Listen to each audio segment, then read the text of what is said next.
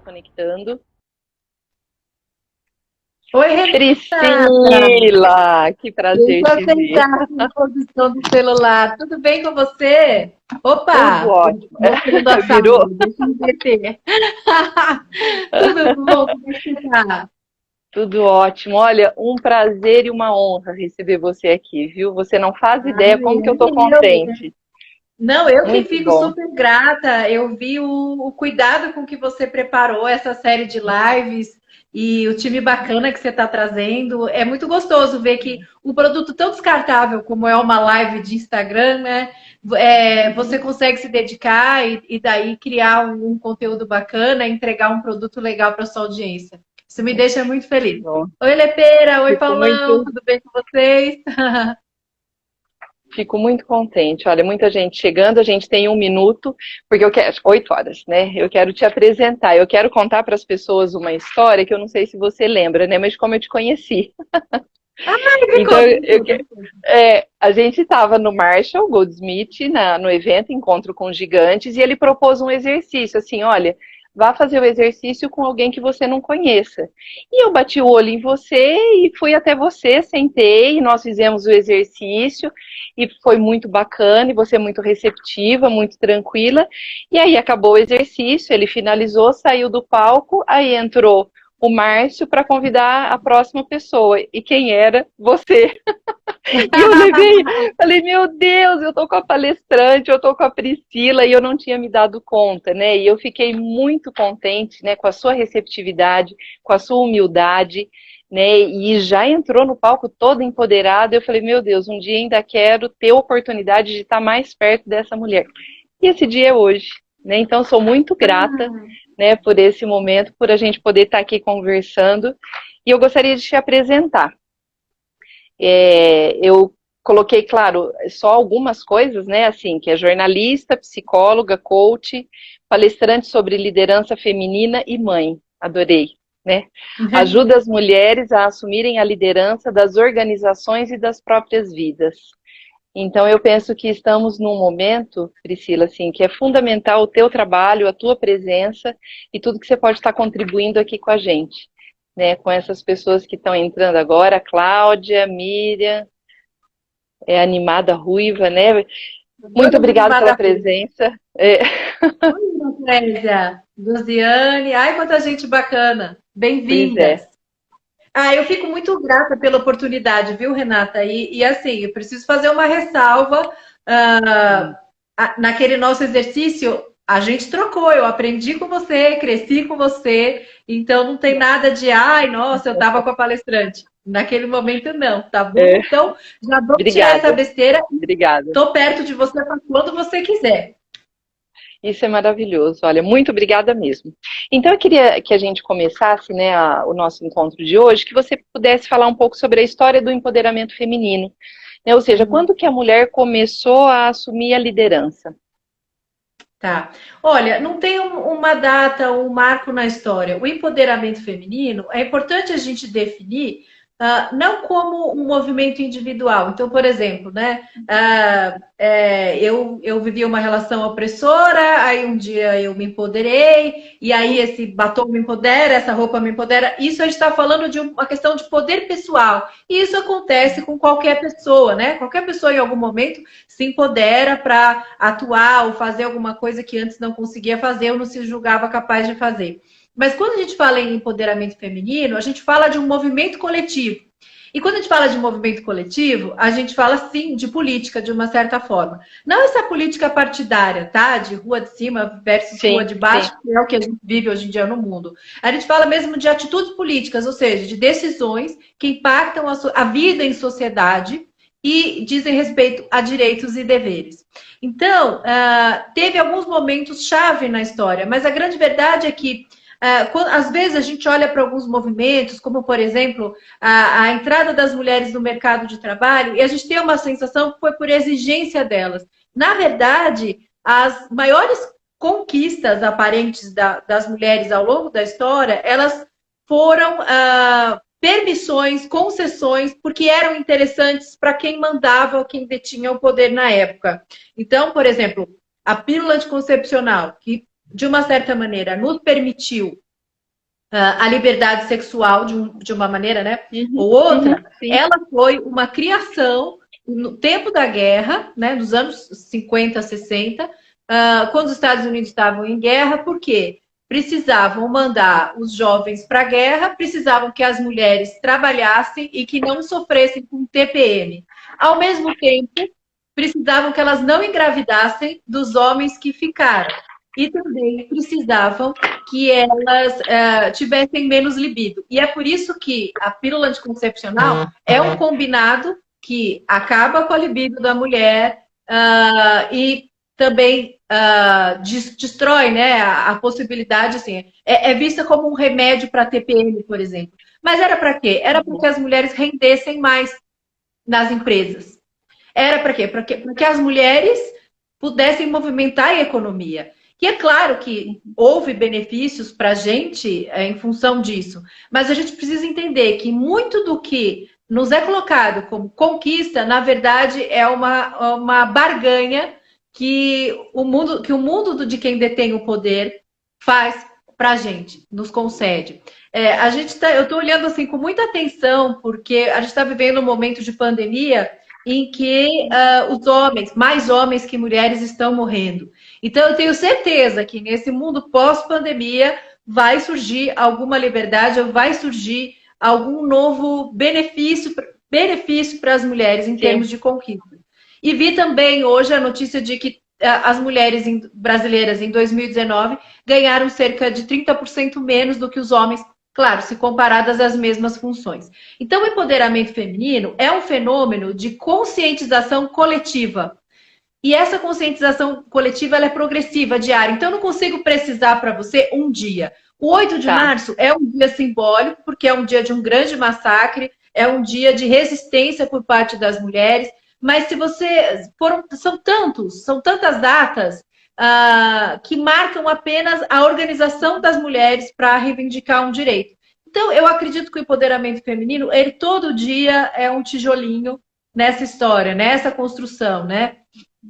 É uma coisa assim, cada vez que uma mulher luta pelo direito de todos, todas nós nos empoderamos um pouquinho mais. Então, é um processo progressivo, diário, mas perigoso, porque isso também é uma prova de que em tempos difíceis de guerra ou de catástrofe como que nós estamos vivendo, os direitos das mulheres são os primeiros a serem ameaçados. E se você for observar, a personagem mais sobrecarregada nesses tempos é a mulher, se você for olhar, né? Eu vejo assim, tudo bem, o homem está de saco cheio de ficar em casa, mas a mulher é quem está tendo de lidar com mais demandas e está se vendo forçada a ficar para o fim da fila. Então, é um momento em que a gente precisa reforçar que nós temos uma vida, que nós temos uma carreira, que nós temos desejos, dores, sofrimentos, e que isso também precisa ser levado em consideração e acolhido nesse momento, né? E é um momento de a gente não deixar essa peteca cair. Então, eu não consigo precisar uma data para o fenômeno, mas eu sinto que diariamente a gente está caminhando. Bacana, e acho muito importante isso que você falou da questão de ser um movimento coletivo, nada individualizado, né? É um movimento de toda uma sociedade. Aqui, o nosso trabalho, né, assim, essa live de hoje é para a gente estar focando bastante na questão da liderança no mundo corporativo. Então, eu queria que você me falasse um pouco, Priscila, assim, quando as mulheres assumem o poder, né, no mundo corporativo, se algumas tendem a acabar agindo como homens, né, e acabar tendo talvez como modelo, como exemplo, que elas assistem, ao invés de seguir o próprio, né? Então, eu queria que você comentasse um pouco sobre isso. Isso não é mito, isso realmente acontece, acontecia mais nos anos 60, 70 e 80, em que a gente tinha poucas mulheres realmente no topo das organizações. Então, as mulheres que conseguiram chegar lá desenvolveram uma resistência maior e desenvolveram uma espécie de broderagem com os homens de poder da organização dela, porque elas pensaram da seguinte maneira: se eu ocultar os aspectos mais, digamos, ditos femininos da minha personalidade, eles vão me tratar como uma igual. E aí eu consigo subir sem ter tantos boicotes e tantos problemas e tantos obstáculos. Então, ela se broderizou. Não gosto de falar masculinizou, porque eu não gosto de reforçar muito o estereótipo de gênero, mas ela, digamos que se broderizou e para passar despercebida e ter menos problemas. E uma coisa interessante acontece, né? Que quando começam a chegar mulheres mais jovens dentro dessa mesma empresa, essa mulher que a duras penas conseguiu chegar lá, ela olha para baixo e ela fala: ah, lá vem essa novinha mimizenta chegando aí. Quando eu comecei, ninguém me ajudou. Eu não vou facilitar a vida dela. E aí é que para essas novinhas fica uma coisa: poxa, a minha chefe é tão mais opressora do que os chefes homens que eu já tive. Então, existe uma falta de sororidade nesse aspecto, de compreensão e de acolhimento dessas líderes novas ou novatas chegando nas organizações. E o que resolve isso? Resolve é você ter mais referências. O resolve é você ter mulheres, líderes, sêniores, investindo mais em mentoria, sabe, informal, cumprindo mais o papel de falar: eu estou aqui para ser modelo para vocês, para dizer que vocês podem subir do jeito de vocês, que vocês podem crescer do jeito que vocês são, né? Que talvez para mim tenha sido complicado, porque eram outros tempos, mas agora você tem mais permissão para se expressar do seu jeito. Então, se cada mulher que está lá puxasse uma mais novata, uma mais jovem, se encarregasse da carreira dela, se encarregasse de atuar mais como mentora, a gente não teria essa perpetuação desse estado de coisas, dessa desigualdade. Mas é verdade que eu vejo, sim, muitas mulheres que se masculinizaram e que chamam a luta das mulheres mais jovens, né, principalmente as muito jovens, as millennials e as gerações Y, que são bem engajadas mesmo na causa, tendem a chamar de mimimi e falar: ah, eu nunca precisei do feminismo. Mas esquece que você só vota porque teve alguém que veio antes de você e abriu essa porta, né? E a questão é o quanto a gente que chegou lá está disposta a carpir esse mato e abrir esse caminho para quem está chegando. Eu acho que bacana. Durante muito tempo, isso, né, de se masculinizar ou de mimetizar o jeito masculino de liderar foi uma saída louvável, porque é um jeito de você sobreviver a um ambiente que não foi pensado para você. Um ambiente que vai te esmagar, um ambiente que vai te engolir, um ambiente em que as pessoas acham normal te interromper nas reuniões, né? Em que o assédio moral, sexual rola solto. Então, eu acho que assim, foi uma estratégia louvável, mas eu acho que está na hora da gente permitir expressões individuais de um espectro mais variado. Bacana. E aí, você está falando, eu estou aqui pensando, né, que uma habilidade, por exemplo, né, tida como feminina, é a capacidade de ouvir. E o líder hoje, que não souber ouvir, ele está perdido, né? Assim, que é uma força, né? Vamos dizer assim. E talvez entrando por essas questões, a mulher pode ganhar mais força. É isso? Porque assim, o mundo caminhou para um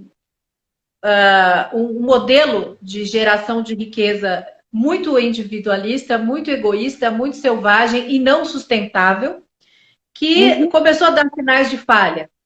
E aí, quando falha o modelo de mundo, quando falha o modelo de produção de riqueza, as pessoas começam a procurar o que pode ser, o que pode funcionar agora. Então, a verdade é que, assim, a partir do momento da democratização da informação e do conhecimento, a gente não tem mais detentores do poder soberanos como a gente tinha antes. Hoje em dia, um adolescente, né, com um post, um tweet, ele destrói uma marca forte, né? Então, a partir do momento que você tem isso, você tem uma diluição do poder para a mão das pessoas, graças à internet, graças às redes sociais. E nesse momento as pessoas começam então a repensar o conceito de liderança, porque a liderança começa a ser cada vez menos pelo privilégio. E qual era o privilégio de antes? Você ser homem, branco, nascer numa família rica, e poder fazer o intercâmbio, estudar fora, se preparar e só então trabalhar e ter quem passe as suas camisas, e começa a ser um modelo de liderança por influência, que é muito mais volátil. E que é o que, na verdade, nós mulheres temos treinado há muito tempo. Porque se a gente não tinha o poder outorgado para nós, O único jeito de conseguir alguma coisa era influenciando pelas bordas. Então, essa é uma competência, não digo que nasceu com a gente, mas que a gente aprendeu mais cedo a treinar. Então, assim, no começo da minha carreira com coaching, isso 2008, eu atendia homens também, e muitos deles, em posição de liderança, chegavam e falavam, olha, eu preciso desenvolver melhor, ser menos autoritário, eu preciso ser um pouco mais compreensivo com a minha equipe, não sei fazer isso. Eu falava, quem é a pessoa dos seus contatos que mais tem essa habilidade? Aí ele pensava e falava, minha mãe. Minha mãe era uma grande líder, ela não deixava a peteca cair. Quando meu pai perdeu o emprego, ela ia fazer doce para vender na estação de trem. Ela conseguia tudo que ela queria, ela dava um jeito e a coisa saía do jeito dela. Meu pai pensava que mandava, mas quem mandava de verdade era ela. Então eu falava, olha só, então você tem que ser mais como uma mulher, é isso que você está me dizendo? Então eu vejo assim que muitos líderes, né, homens, que são autoritários, que tendem a ter uma liderança ainda calcada no privilégio, quando eles param para olhar as grandes matriarcas, as grandes ancestrais, as grandes mulheres da família, eles têm um modelo de liderança que faz sentido. E é isso que está voltando a ter valor hoje em dia. E é isso que a gente vai, todo mundo, homem, mulher e outros gêneros, é tudo isso que a gente vai precisar desenvolver daqui para frente. Fantástico, né? Bastante comentário aqui, legal, professor. Sim. Gustavo. Gostaria de lembrar, até para enriquecer o assunto, das mulheres que atuam como primeira-ministra nos países europeus, principalmente. Exato. Eu acho que nós somos uma democracia muito jovem, nós somos um país latino e por isso também a nossa raiz é um pouco mais machista. A gente tem alguma coisa ainda para caminhar. Olha, eu quero agradecer toda essa turma que está entrando, né? A Nathalie, Gutenberg, Michele, Josiane, Carlene, Lourenço, Nunes, Helena, Érica, Kátia, Lili, Lúcia, Crisanita, Sleiderson, o Gustavo, Rodolfo, Carlos, Luciene, o Carlos Eduardo, Carlinhos, Nuno. Muito obrigada pela presença de vocês, viu? Nós temos o privilégio de estar aqui com a Priscila hoje, que é jornalista, psicóloga, coach, palestrante sobre liderança feminina e é mãe. Eu achei fantástica essa posição, né? Ajuda as mulheres a assumirem a liderança das organizações e das próprias vidas. Eu gostaria que você falasse, Priscila, assim, quais são as características, a Maristela, boa noite, Maristela, seja muito bem-vinda, as características que mais se destacam, assim, na liderança feminina. Uhum. Eu vejo que, em primeiro lugar, é a humildade estratégica. E quando eu falo de humildade estratégica, não é a de eu me deitar no chão e deixar pisarem em cima de mim, mas é a de eu me render aos fatos, sabe? Então, eu assisti a live, anteontem eu assisti a live das empreendedoras, e a Chieko Aoki, que é fundadora da rede Blue Tree, ela falou assim, quando eu vi a pandemia chegando lá no Oriente, eu falei, isso vai chegar no Brasil, fatalmente.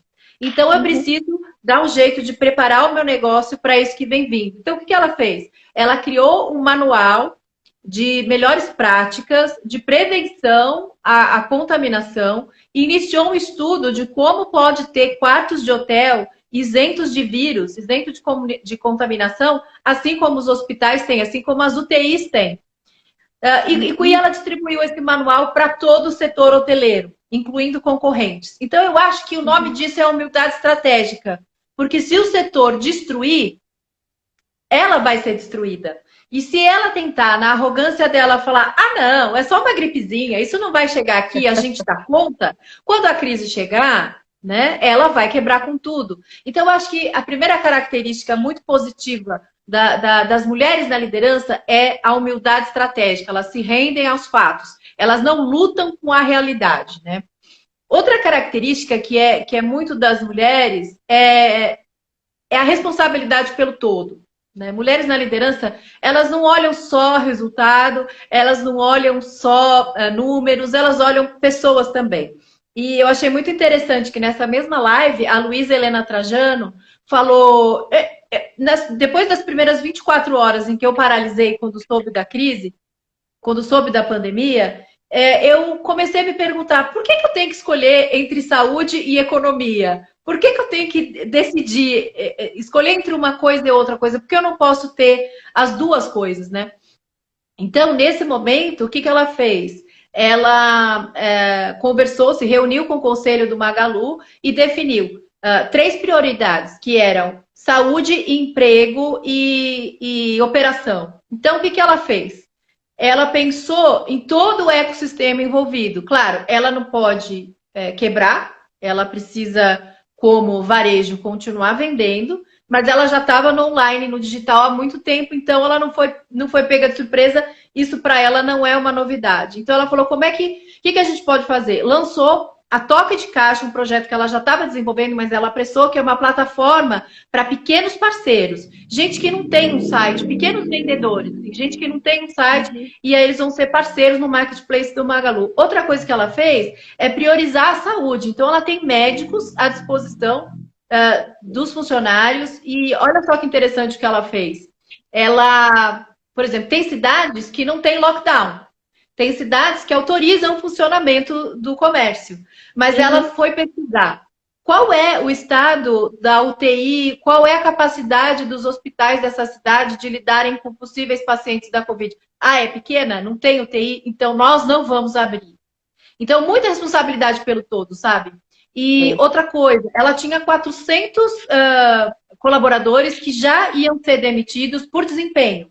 E ela segurou o emprego desses colaboradores e chamou todo o pessoal, assim, de gerência, diretor para cima, para ceder um pouco do seu salário, um percentual, no mínimo 10% do seu salário, para segurar o emprego de todo mundo, pelo menos nesse tempo. Então, eu acho que isso é uma característica muito nossa. A gente não consegue ficar feliz enquanto não está todo mundo bem. E essa característica é aquela que faz com que a gente também se coloque por último nas nossas relações, nas nossas famílias, nas nossas empresas, porque a gente quer ver tudo arrumadinho, né? Como a gente cuida de um filho. Não importa se o nosso filho só está saudável, ele tem que estar bem alimentado, ele tem que estar indo bem na escola, ele tem que ter bons amigos, ele tem que estar dormindo bem, o quarto dele tem que estar arrumado. Então a gente se preocupa com vários aspectos da vida. Nos negócios, a gente tem a mesma tendência, a gente se preocupa também que todo mundo esteja bem, né? Que todos os pilares do negócio estejam atendidos. Isso significa pessoas, processos e resultados. Eu acho que isso é uma característica muito nossa, né? Outra característica que eu acho também que as mulheres demonstram bastante, eu acho que a gente tem uma capacidade de entender que eu faço parte de um sistema. E esse sistema não pode ser destruído, sabe? Então, eu acho que a gente tem uma capacidade sempre de melhorar aquilo que já é bom. A gente está sempre insatisfeita com o bom. A gente quer sempre melhorar alguma coisa. Não que não haja homens perfeccionistas, não é isso. Mas é que a gente tem uma obsessão pelo melhor, né? Então, eu acho até que isso de se comparar, que a gente tem, essa tendência que a gente tem de se comparar muito com outras mulheres, de copiar e de invejar, na liderança ela adquire um caráter positivo, que é a gente não perde de vista o que está acontecendo no mundo. A gente estuda, a gente se recicla, a gente vai ver o que o concorrente está fazendo, a gente faz alguma coisa diferente sempre. A gente está sempre colocando alguma pitada de novidade para tornar o nosso produto, o nosso serviço melhor, mais barato ou mais rápido. Eu acho que isso também, a gente tem menos tendência a se acomodar, eu penso. Mas, então, eu acho que essas três competências são as que mais andam chamando a atenção minha nas mulheres líderes que eu conheço e, em especial, nesse momento difícil que está sendo para todo mundo. Muito bom. A Neide está dizendo aqui que é difícil uma liderança feminina ser pega de surpresa, né? Porque ela pensa com muitas gavetas abertas. Tem até piadinha assim, né? A gente vê alguns memes, algumas coisas. Muito bacana, Neide. Eu queria que você comentasse, Priscila, dessa notícia, né? Você até falou da pandemia, das lideranças femininas, né? Que estão aí à frente no combate ao vírus mesmo, né? Ao Covid-19. Então, são as mulheres que estão no governo dos países de Nova Zelândia, Islândia, Alemanha, Dinamarca, Finlândia e Noruega. Elas são exemplos, né? E eu queria que você falasse por que você acha que isso está acontecendo. A nossa tendência é falar, puxa, que orgulho, as mulheres são maravilhosas, elas são incríveis quando estão na liderança. Mas isso é um efeito Tostines, né? Elas estão na liderança porque tem um povo maduro o suficiente para aceitar receber ordem de mulher. Adorei. Olha, fantástico, Não, é isso mesmo. elas não estão lá por imposição, elas estão lá de alguma maneira democraticamente. E são sociedades maduras nesse sentido, em que a mulher já tem mais espaço na sociedade, em que uma menina pode achar normal ser cientista, astronauta, mecânica, motorista. Eu lembro que quando eu fui para a Dinamarca, eu fui pegar uma espécie de balsa para atravessar lá um rio. E a balsa era uma balsa pesadona, era dirigida por uma mulher. E isso ele está falando de 15 anos atrás, e aquilo me chamou muito a atenção, né? Então, eu acho que países que já aceitam mulheres em lugares, em posições de força, inteligência ou autoridade, são países que não vão se rebelar quando uma mulher falar: gente, se protege, fica em casa, põe a máscara, usa álcool, porque a gente tem que apertar o cinto que o negócio tá pegando, tá matando gente. Então, eu acho que é uma soma de fatores. Elas são competentes, elas chegaram lá, mas por quê? Porque tem uma sociedade que empodera meninas. Então, assim, o segredo para que a gente um dia tenha uma mulher muito competente e que seja escutada e seguida pelo povo é empoderar as meninas. Fantástico. É, tem alguns comentários aqui, está sendo aplaudida, né? A Ana Cássia está dizendo que é perfeito. Então a gente pode pensar no que você começou falando, né? Da questão do coletivo. Não é nunca uma questão isolada, né? Tem todo um preparo, tem toda uma história, tem todo um contexto que ajuda nesse desenvolvimento, né? Para que possa ser aceito a liderança feminina. Muito bom. Eu queria que você dissesse, né? Se você acredita que o preconceito com a mulher no poder é mais por parte dos homens ou das próprias mulheres, né? Que tem uma coisa de sabotagem ou de inveja. Como que você vê essa questão? Eu acho que é de todo mundo, mas eu acho que quando é por parte das mulheres, ele tem peso 2. Porque é o primeiro argumento que os homens usam numa conversa na empresa ou mesmo na mesa de bar para falar, mas nem as mulheres votam nas mulheres, mas nem as mulheres gostam de ser lideradas pelas mulheres, nem as mulheres acreditam numa obstetra mulher, sabe assim? Eu escuto Sim. muito isso. Então, e alguém já disse, né, que o opressor não teria tanto poder se não tivesse aliados dentre os próprios oprimidos. Então, assim, eu não preciso que um homem me derrote. Basta que a minha colega de trabalho puxe o meu tapete. Fantástico. Então, assim, eu acho que ainda tem preconceito de todas as partes, de homens, de mulheres, mas o problema é que de mulher tem peso 2. Então, é muito importante a gente ajudar as outras mulheres a verem que isso atrasa o nosso processo, que a gente não quer roubar lugar de homem, que a gente não odeia homem, que a gente quer é compartilhar decisões e compartilhar resultados. Fantástico. Gente, vocês podem ficar à vontade para fazer perguntas. O Gustavo está dizendo aqui que nos últimos tempos ficou muito claro que a mulher líder administra uma empresa ou país com a cabeça, né, e não com uma caneta.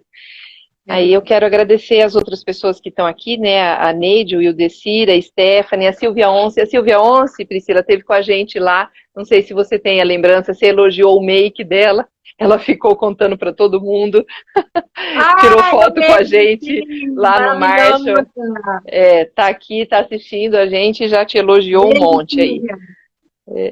O Jim Jones, a Tatiana. Você está fazendo make na quarentena? Ó, a Ana Cássia está falando que a insegurança. Ai, peraí, que eu não consigo. A insegurança e a baixa autoestima afeta a liderança. Ela tá exatamente isso. Faz toda a diferença. Faz toda a diferença você ouvir de uma outra mulher. Nossa, você é capaz, você consegue, você tem essa e essa qualidade, você é talentosa, eu acredito em você. Vai lá que eu tô aqui te dando força. Isso é muito importante, isso é decisivo para a gente. Olha só, tem uma pesquisa da HP Impressoras, que prova o seguinte, que as mulheres só se candidatam a vagas de emprego se elas tiverem no mínimo 75% das competências requisitadas no perfil da vaga. E que os homens já fazem isso tendo 50% do perfil indicado. Ou seja, eles têm muita cara de pau, ou confiança de que o que eles têm dá para saída e eles podem correr depois atrás do que falta, e nós estamos sempre achando que não somos boas o bastante. Então, a gente precisa de mulheres que elogiem menos a nossa maquiagem, Silvia, e que elogiem mais os nossos talentos. Mas, realmente, Silvia, chamou atenção a sua maquiagem, eu tenho certeza que você tem muitos talentos. Eu que ainda não tive a oportunidade de conhecer. Legal que você tá. Ela falou aqui que tá fazendo maquiagem todo dia para trabalhar no home office. Parabéns, porque isso é autocuidado, isso é âncora poderosa, né? De desempenho, de performance. Continue, faça isso. Ó, o Carlos, ele é psicólogo e ele está aqui assistindo a gente. E ele está perguntando, né, no seu olhar, qual que é a maior dificuldade da mulher em uma liderança liderando homens?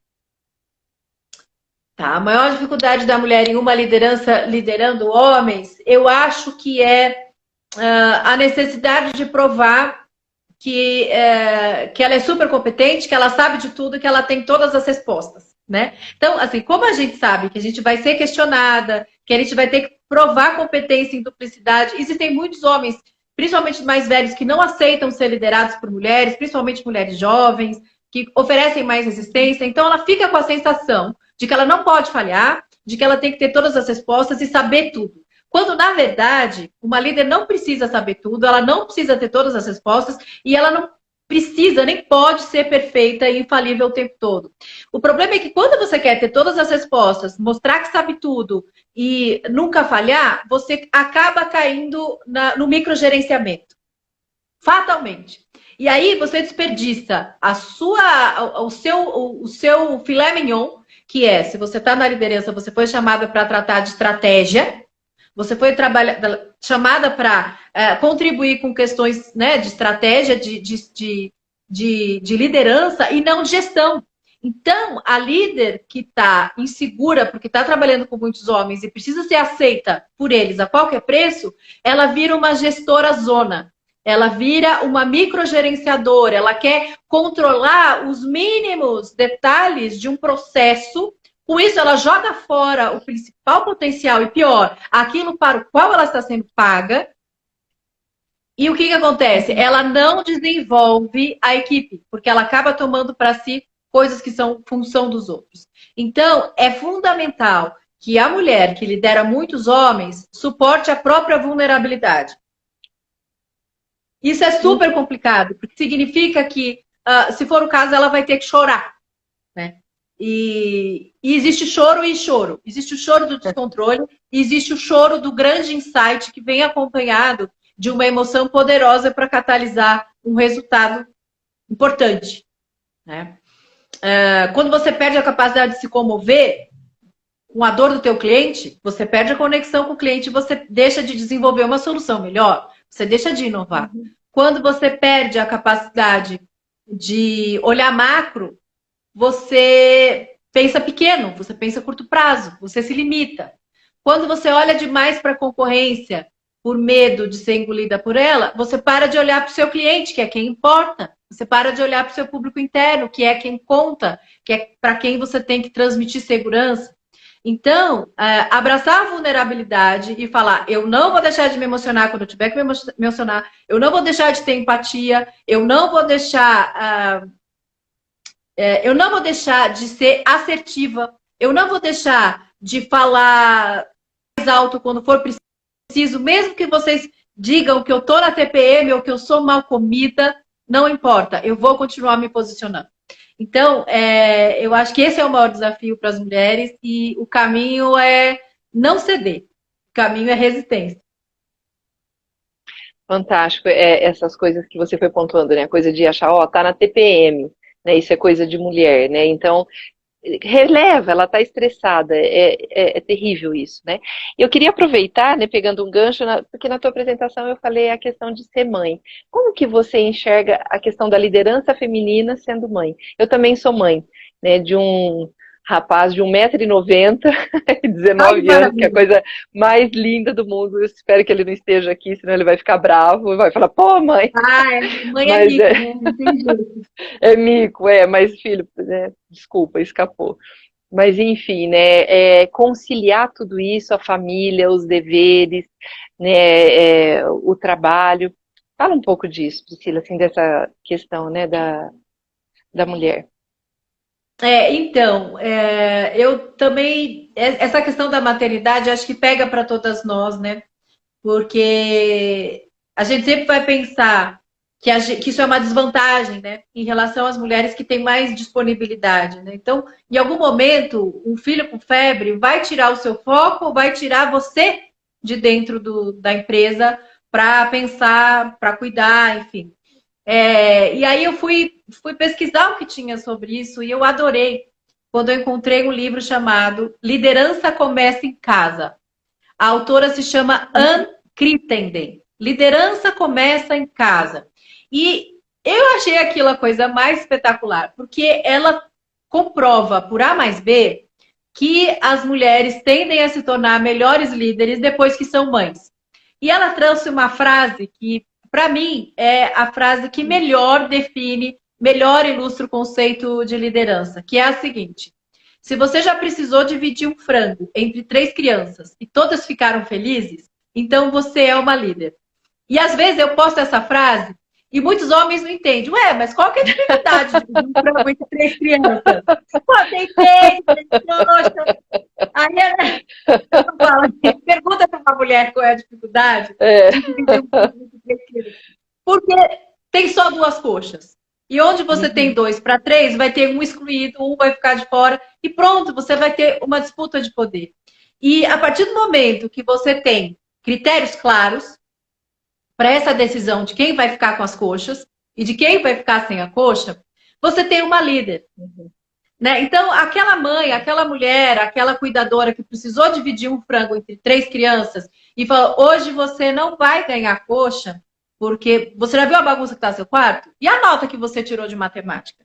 Melhora esse resultado aí que a gente conversa na semana que vem. Ou seja, a Dani Cavaleiro falando que ouviu essa frase na minha É, palestra.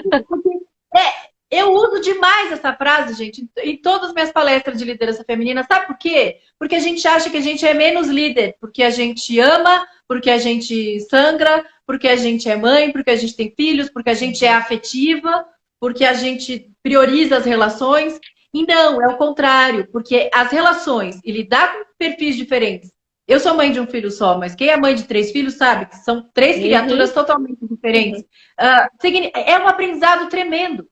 Administrar conflito, administrar poder, tomar decisões polêmicas, contraditórias. E todo mundo, de uma certa maneira, pode não ficar feliz e radiante por ter perdido a coxa. Mas se você entendeu a transparência do critério, você aceitou ser liderado por aquela pessoa. Você aceitou o acordo.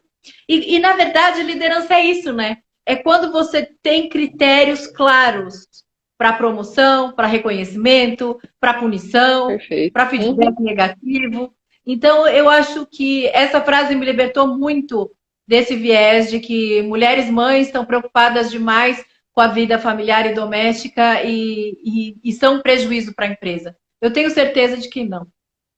Fantástico. E falando de frase, né, que opa, Dani, né, fez referência aí da sua palestra, eu lembro quando você subiu no palco, logo você falou assim, olha, a gente só quer igualdade, e eles já morrem de medo, imagina se a gente quisesse vingança.